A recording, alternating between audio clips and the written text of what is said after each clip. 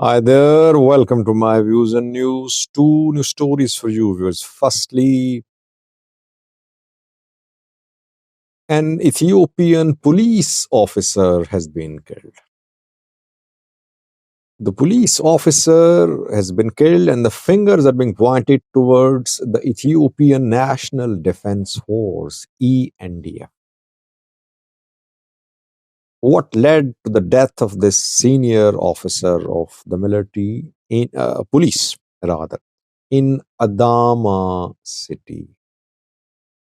Secondly, it seems that technical level talks between Ethiopia and Somalia are going to start.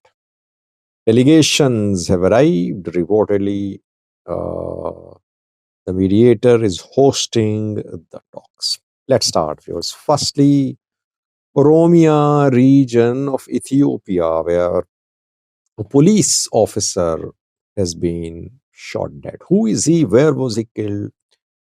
Which circumstances led to the killing of this man? His name is Arraro Bika Dilbo, Chief Inspector, Commander in Ishoa Adama.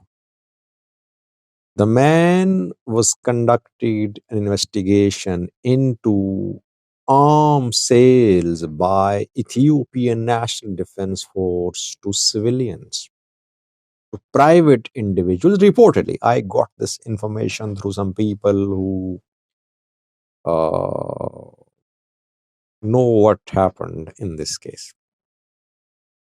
Uh, Dilbo received information about ENDFs selling weapons to private individuals. By the way, this is not new.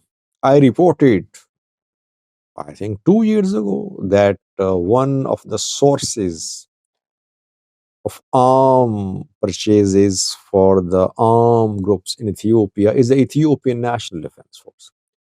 ENDF officials, corrupt ENDF officials, they sell weapons to armed groups. And sometimes armed groups take control of weapon storage sites too. But they buy weapons too from the Ethiopian National Defense Force. And how can you eliminate armed groups if your officers are involved in selling weapons to them? But it has been ongoing in Ethiopia for years.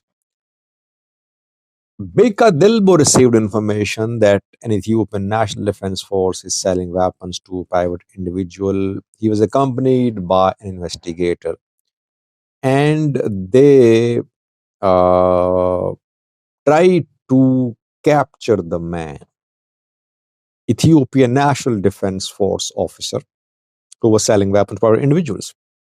That ENDF official, who was accompanied by other END officials, to open fire at this inspector, chief inspector, and an investigator.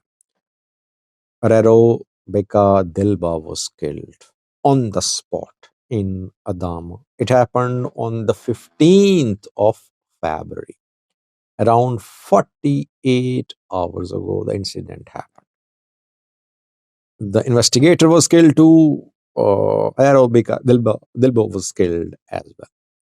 Dilbo is from southern Oromia, from Burana.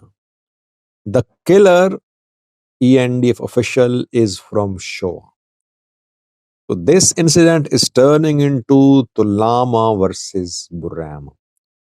People say that a Burama officer was killed. Burana officer was killed because ENDF is dominated by people from Shoa.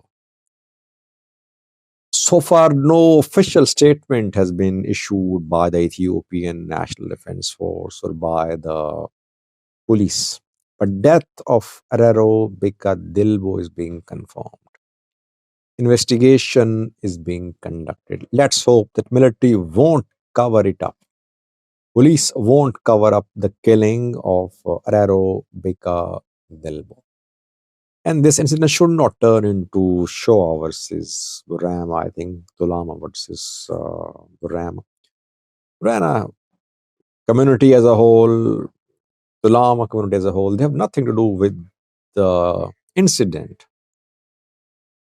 Arms sales rather, by Ethiopian National Defense Force to armed groups should be stopped, no matter what the cost is. These conflicts in Ethiopia will never come to an end until Ethiopian National Defense Force clears its house. It cleans its house. Its people were accused, if you remember, by aid organizations of smuggling aid into neighboring countries. The aid being received by donor countries was being smuggled, illegally smuggled out of Ethiopia. E&D officials were involved. This is what was said by international humanitarian organizations last year when they suspended aid for Ethiopia. No action was taken. Tigray took some action, I think. Tigray was also accused, Tigray government. Tigray took some action. I am not aware of any action taken by Ethiopian National Defense Force against those who are involved in uh, smuggling aid material into neighboring countries from Ethiopia.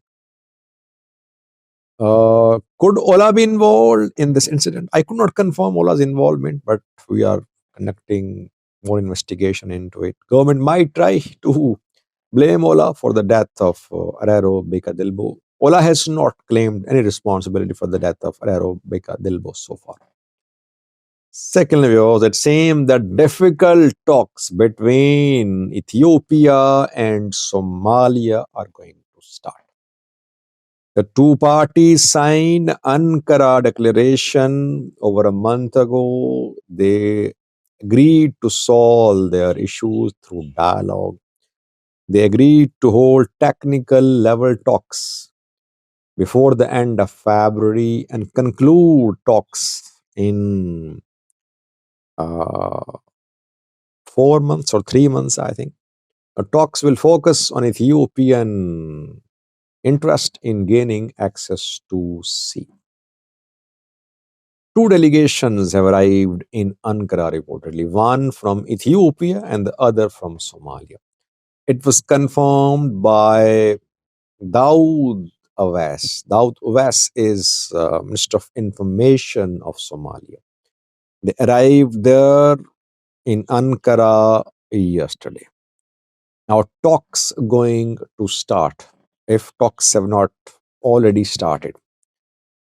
Turkey mediating. Difficult talks. Why am I saying difficult talks? Because Somalia is walking a fine line. It will have to ensure balance in its relations between Ethiopia on one side, Eritrea and Egypt on the other side. Eritrea, Egypt openly, publicly say that uh, presence of non-littoral countries on Red Sea coast is unacceptable, especially military presence. So they are saying that they won't allow any country like Ethiopia to gain access to sea, military access to sea through Somalia.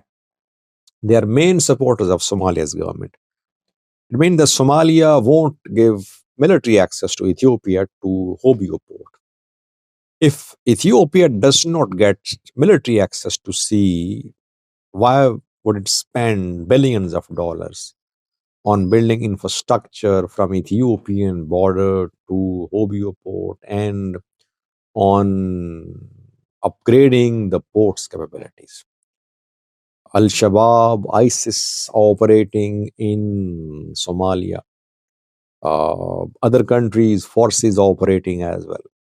I don't think that Ethiopia would agree to just deployment of non-Ethiopian forces to protect its investment of billions. It would ensure that the route to the port and the port are protected by Ethiopian forces. That would not be acceptable for Eritrea and Egypt. How will Somalia handle the situation? These talks are going to be a test of Somalia's diplomacy. Ethiopia might tone down its position, decrease its demands, keeping in view that perhaps now two more options are left. New deal with Djibouti or new deal with Somaliland. If Ethiopia Somalia talks collapse, then two options will be left for Ethiopia. New deal with Djibouti will not give military access to Ethiopia. Somaliland new government is not interested in implementing MOU with Ethiopia. So PM Abiy's government will also make some compromises, it seems. Interesting talks. We'll try to share with you updates in coming days about what is happening at the talks. Thanks for watching.